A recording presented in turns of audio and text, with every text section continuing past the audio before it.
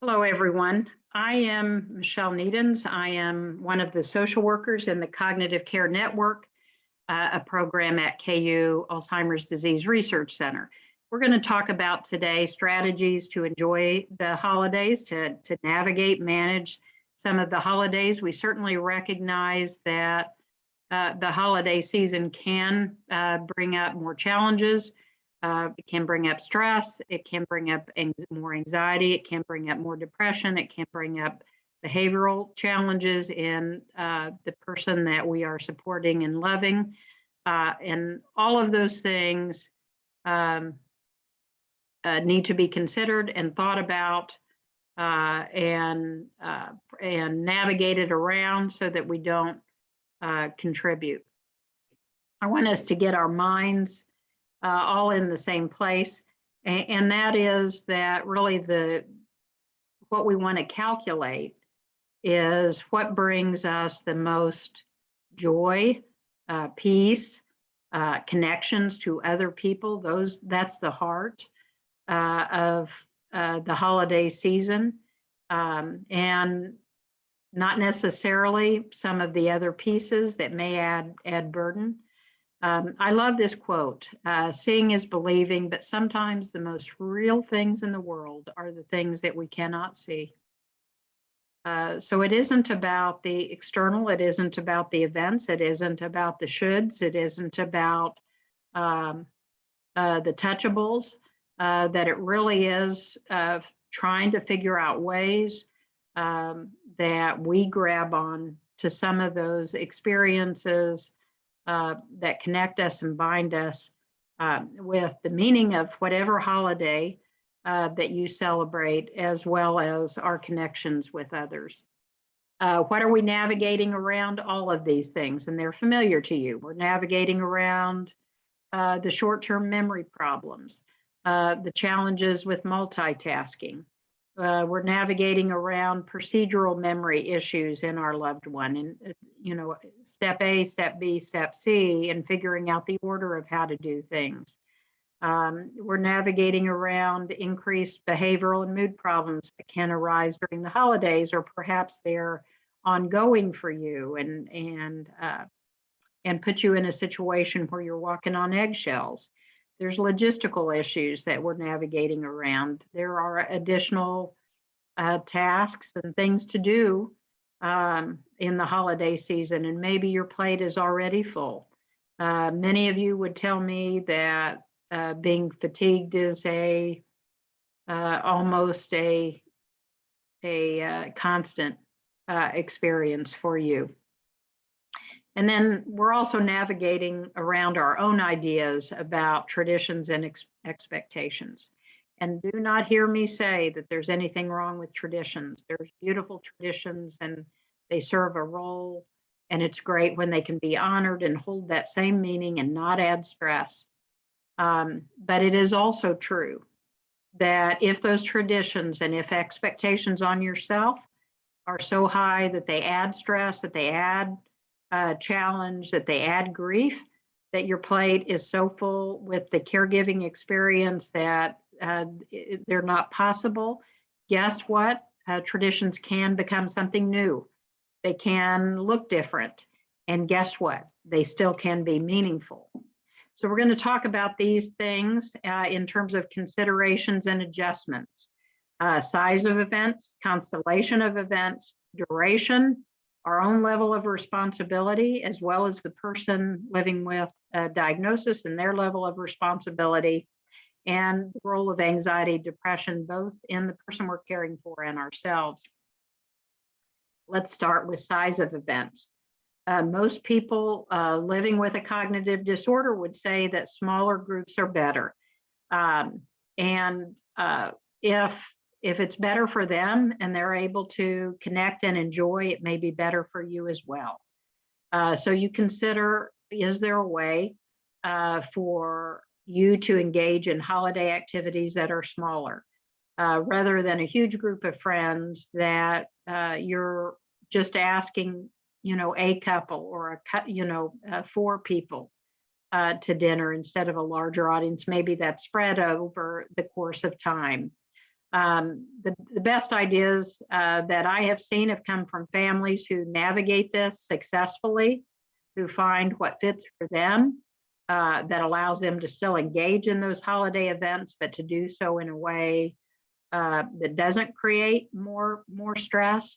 One of those ideas has been the kind of reception activity where there's an afternoon, or there's a morning time frame and an afternoon time frame where people can come and go, that it's not a large group of people for a long period of time. It's a few people at short duration, so that reception kind of event.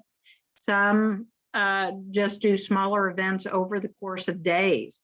So rather than one day, that there's a series of get-togethers with a few people over time. And for some, it's on alternative days. It's not on the holiday.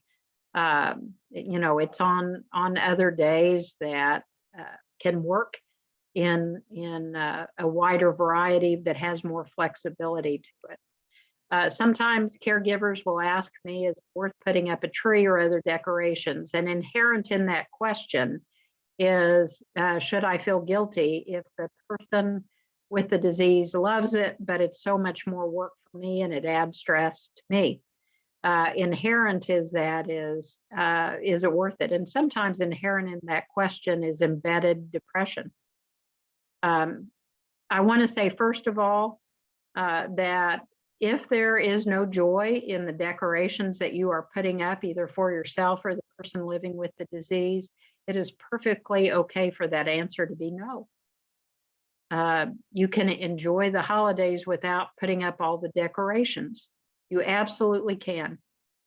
But if those decorations, if, for example, putting up a tree brings you joy, it is just the work is overwhelming to you, there's a way to navigate that. You don't have to do it alone. That we need to grow enough as human beings to be able to ask for help. And it isn't just help with, something big that is impossible. It's also help with something that can bring joy and meaning to the holiday. So is it asking the grandchildren to help put up the tree, where that's one of those structured activities that kids can be involved in, or a family can be involved in, and the person living with the disease, even in middle stage, even into late stage, can observe and watch and take joy, and you can be take some pleasure in having people to put up the tree with. Those kind of things, or friends, that it becomes a friend activity. For some, it may be hiring someone to come put it up, but if it brings you pleasure, the answer may be yes. So it really goes back to the core of joy, peace, connection to others. Does it contribute in any way to any of those things? Children can be a trigger for those in middle, late stage. So, we think about if children are visiting rather than 12 grandkids, that maybe only a couple of grandkids at a time visit, so that the person with the disease can really enjoy their experience with the children, that you're not having to watch out and be on guard so much. Constellation of events matter. You want to include people that know of your loved one's diagnosis. It may be that you want to structure activities a bit that can fit. Of course, we're in early stage that's not so necessary, but as the disease progresses, sometimes that structure helps. For example, watching a familiar holiday movie that people can watch and enjoy, but the person can track. Listening to holiday music or going to a concert, there again, that structure where there's no obligation or expectation on the person with the disease, but they're able to connect and benefit from that experience. Having grandchildren perform, if there's grandkids that play a musical instrument or read a holiday poem or a children's book, or that kind of thing is sometimes enjoyable. There's all kinds of creative activities that families can do together. For example, having some kind of theme like dinners or snow or whatever, and having people find pictures of themselves from the past that have some connection to that theme, and then sharing a story around the picture. You are the wing person in these unstructured large events. So if you are attending, some sort of corporate event or large family event, that, be prepared to be with the person, steadily introducing names, filling in some of the gaps. And if you can't be with the person at all times, making sure, a friend is standing in and visiting with them while you're off talking to someone else. Think through shopping, excursions, giving, include the person as appropriate. Even if it's making a list of things that potentially you could give as a gift. Maybe it's something sentimental that you already have. Maybe it's something that you make together. Maybe it's a letter. Maybe it's something purchased, but you look at pictures online and pick out together. So even in middle stage, people can participate and enjoy the experience of planning gifts for others. Duration matters. So if you have company visiting and staying with you for multiple days, build in that alone recharging time for the person diagnosed. Maybe the people visiting goes out for some kind of sightseeing or event together, and leaves the person alone if possible, or with you for the recharging, or with a respite provider for recharging. Maybe it's just making sure that activities are built around their naps. Maybe it's going to bed early, but to build in some of that recharging time. And if it's an extended event at someone else's home, talk with the host to find out key times, to say, my wife wants to come, but I don't think she can make the entire time. Is there a better time for us to drop by? So you have some idea of that, and the host has some idea about that entering and exiting become smooth. Even if you are visiting someone's house for multiple days, you want to build in some of that recharging kind of time. If possible, do not attend back-to-back events in the same day. That includes things like doctor's appointments. If someone has a doctor's appointment and there's a holiday event later in the day, I would spread that out if possible, especially for those of you who are loving and caring for someone in middle stage and beyond. If it's not possible, then it isn't possible, and the duration of that later event might need to be briefer, but to spread them out is a positive thing. And if you are in control of spreading out the events, I would have a day in between. So if there's a doctor's appointments and other things, to make sure there's a gap between a holiday event, or if you have multiple holiday events, to kind of spread that out. You need to give yourself permission to attend events without the person and to stay longer. You need to build in other people who can take your loved one home and stay with them to allow you to attend those events, whether that be hiring a respite care provider, or perhaps some of you already have respite care providers, and just expanding that time to cover that time. Maybe it is a friend that isn't attending the family event, but willing to come pick up the person and stay with them for a while. Maybe it's children taking turns helping you for you to stay at those events. So be willing to ask for that support. It is important that you attend. It's not a, gosh, this is just an extra thing and I don't want to add burden to someone else. No, it's important for you to have that respite, connection time, for you to feel like you're getting to participate in the holidays. Level of responsibility is something that we pay attention to too. You don't have to host dinners. You don't have to be the cook like you always did, or like she always did, or like he always did. You can switch things up. Perhaps you invite people over just for dessert, or perhaps you have a hot chocolate bar where people can, pour hot chocolate and have marshmallows and chips, chocolate chips, and whipped cream and sprinkles and whatever, and have people have fun making their hot chocolate. Dinners can be potluck, and guess what? You can purchase what you bring or what you provide. Family events can happen and activities without anybody having responsibility. We talked about going to the concert, or walking through a light display, or attending a faith community service together. That it can happen without anyone having extra responsibilities.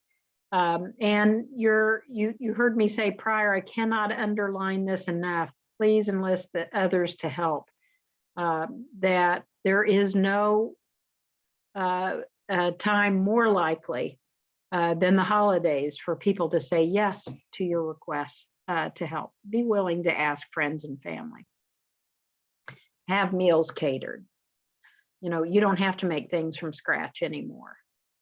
And then we pay attention to anxiety and depression, both theirs and yours. And we watch out for that comparison. This doesn't look like it did before, or I miss these things. Of course, there's grief attached to some of that.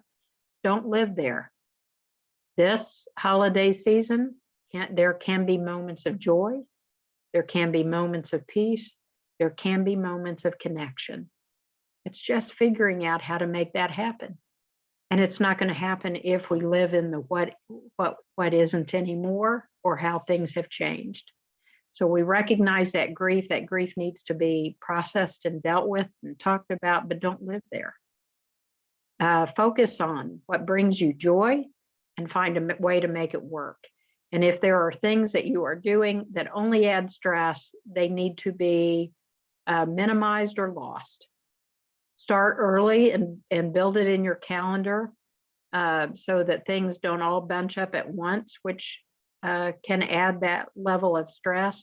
Really understand what the stress is about: too many things, or too much responsibility, or you taking on more than you should when you could ask help. But really understand what adds the stress so that accommodations can be made. We understand that seasonal depression is real, both for you and the person you're loving with. So stay open about this and talk with people if you find depression and anxiety getting worse. Do not give up on all of what would bring you joy to accommodate the person diagnosed. So if there are things that they cannot participate in, if it's important to you, it is important. If it's important to you, it would have been important to them for you to participate. This is a family experience. It's a team effort. This managing dementia, it always is. It always should be. And so we don't sacrifice anybody on the team for another. No one would expect that. So we end with the same quote: seeing is believing, but sometimes the most real things in the world we can't see. So let's think about, where is it that we can add moments of joy, moments of peace, and moments of connection. As always, if there are questions or concerns or things that this talk brings up that you want to process, do not hesitate to reach out to us at the Alzheimer's Disease Research Center. And I certainly wish all those things for you in this holiday season. Take good care.